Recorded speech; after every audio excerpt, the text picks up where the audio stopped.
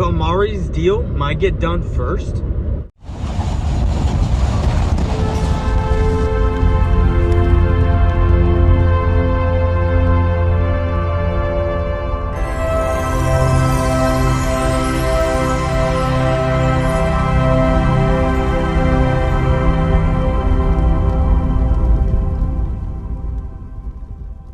What's going on YouTube? It's your man Boys for Life coming at you with another video. Okay, sorry I am in some ugly colors.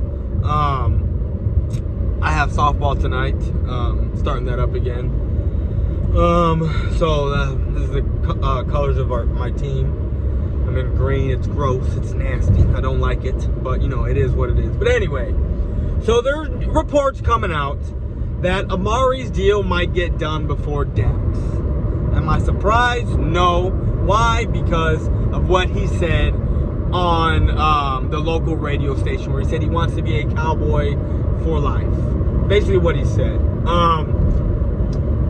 A lot of people were saying, well, that's what he has to say. He's going on the local radio show. You know, what else is he going to say? No, I don't want to be. You know, but it seems like he wants to be. It seems like when he got here, we saw a little bit of a difference from when he was with Oakland to when he was with us. Because we saw when he was with Oakland, he was the guy that would score, not really celebrate, hand off the ball, and go sit down, basically, right? When he came with us, we saw him celebrating, we saw him getting happy, all kinds of stuff. You know, he was having fun over there with the Dallas Cowboys. And I called it. I was saying I want Amari's deal to get done first. Why? Because let's just face facts. Last night I was on Dallas Cowboys DCFN, Dallas Cowboys Football News. I was on his channel last night while I was on break at work. On his channel, we were live streaming, we were talking. Me, Cowboys fan 1980, and I forget the other guy's name. There were a few of us talking, and when it came to Dak, when it comes to Dak, me and DCFN are basically right on the same page, pretty much. He's not sold on Dak. I'm a little bit sold on Dak. We're just like, we need a little more.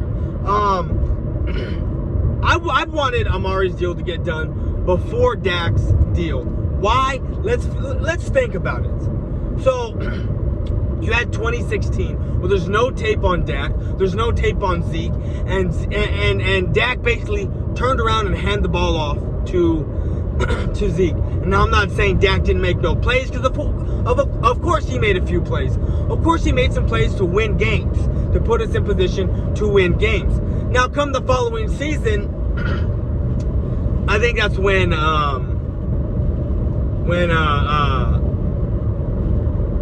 was it? Yeah, when Zeke got suspended. When Zeke got suspended, we went 3-3 without Zeke. Eagles go on to win the Super Bowl, right? The following season,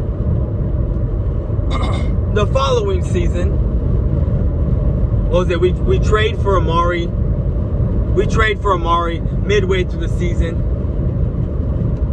3-5. And when Amari gets here, that's when we burst out and go 7-1, and we win the division.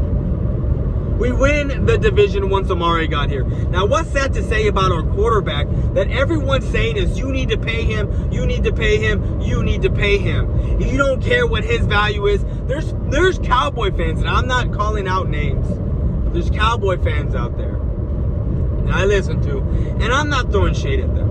Everyone's entitled to their own opinion. When it comes to entitlement, the opinion of one's self is the only thing you're entitled to in this life, is your own opinion. These Cowboy fans that come on here and say, I hate when people say he's not worth that much, he's not worth, but you gotta pay him market value. No, you fucking don't. You do not need to pay him market value, because you pay him market value, that turns around and straps the organization for a guy who may or may not pan out. And right now we have a guy that, you know what, and I'm just saying, this is not to hate on Dak at all. This is just speaking facts and truth about Dak. What were we before Amari got here?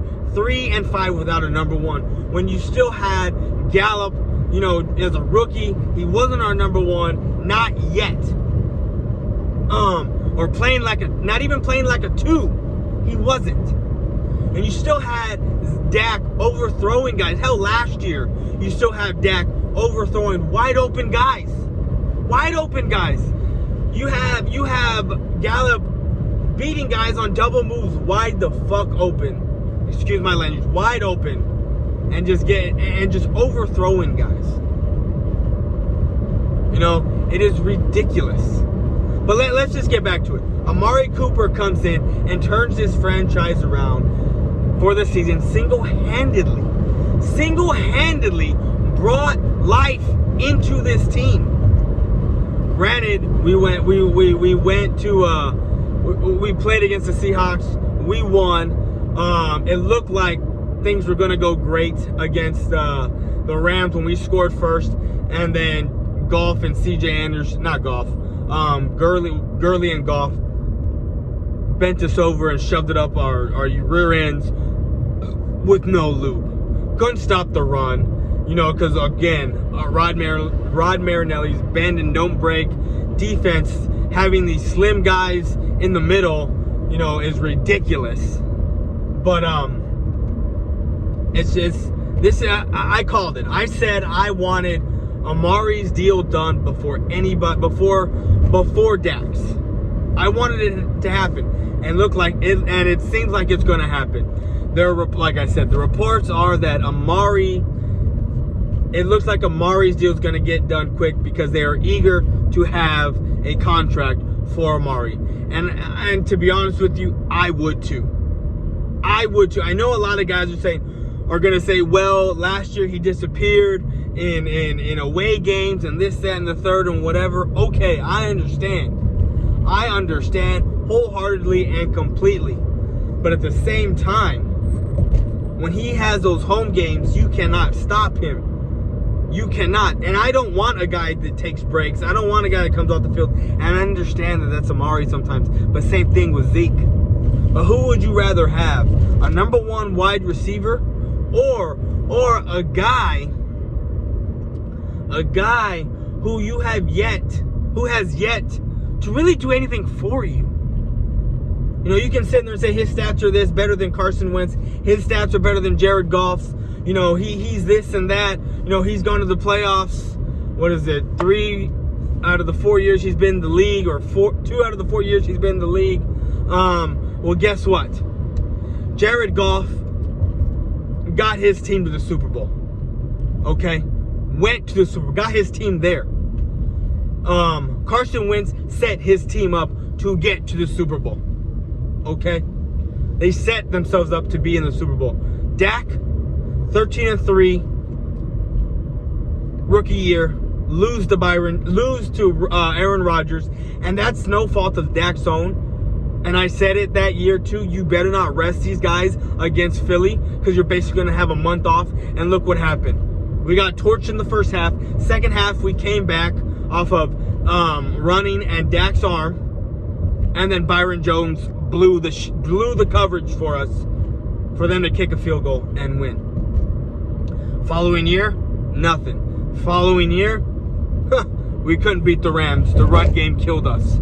And it looked like we didn't even make a comeback until the end of the game. And then last year, what happened? 96% of the fucking year, we have the freaking division, and then you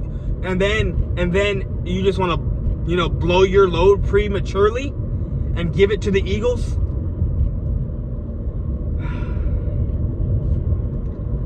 So, and I know that Amari wasn't in that very last play, and people are going to say, well, Amari wasn't in there. I get it.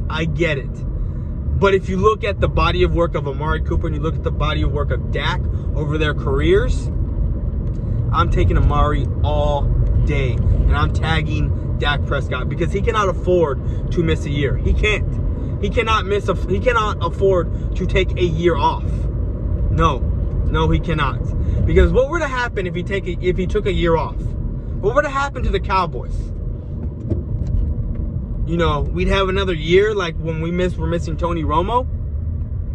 That's why Tony Romo, and like I said with DCFN, if it was, some people will say, well, Tony Romo, we went 8-8 with Tony Romo. And I over here say, yeah, we went 8-8 with Tony Romo. And the difference between that is they're thinking, oh, we can only do 8-8. That's the best we can do with Tony Romo. And I'm saying no. I'm saying that's the best we can do with Tony Romo. I mean, if we didn't have Romo 2015, i.e. 2015, we went fucking, excuse my language again, we went, what, 4-12? The backups went 11-1. Tony Romo had won 3 games by himself. Come on. Come on. So, it seems like Amari's deal is going to get done first. We don't know when. We don't know when either one of these deals are going to get done. But the reports are that it's eager, that Amari Cooper and his agent are eager to get a deal done. Now, I'm going to do a Dak video later. I was going to do it today, but when I saw this news, I was like, you know what? I got to put this out first. So it makes me happy, and I'm excited. Tomorrow, I'll do a Dak contract and him turning that down and what I think of that. But you already can kind of tell what I think of that by what I said about him today. Like I said, I'm not knocking Dak. Dak is not a bad quarterback. He is a very serviceable quarterback. He just needs to do a little more to win me. I mean, he's already pushed me over that edge. Like, he's right there. He hasn't pushed me over there, but he's right there, and I'm on his side.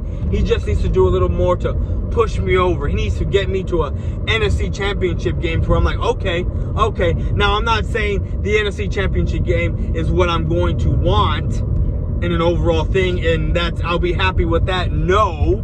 So don't twist my words. What I'm saying is, if Dak gets me to an NFC Championship game, at least I know he knows what it takes to get there. And then he's going to know what it takes to do a little more to get where he needs to be to get to a Super Bowl and win. But again, that's for tomorrow. That's another video. But I'm excited. I'm excited for this draft. I'm excited for what's to come. I'm excited to get this deal done between both these guys. Amari Cooper is coming first. I'm out. Peace.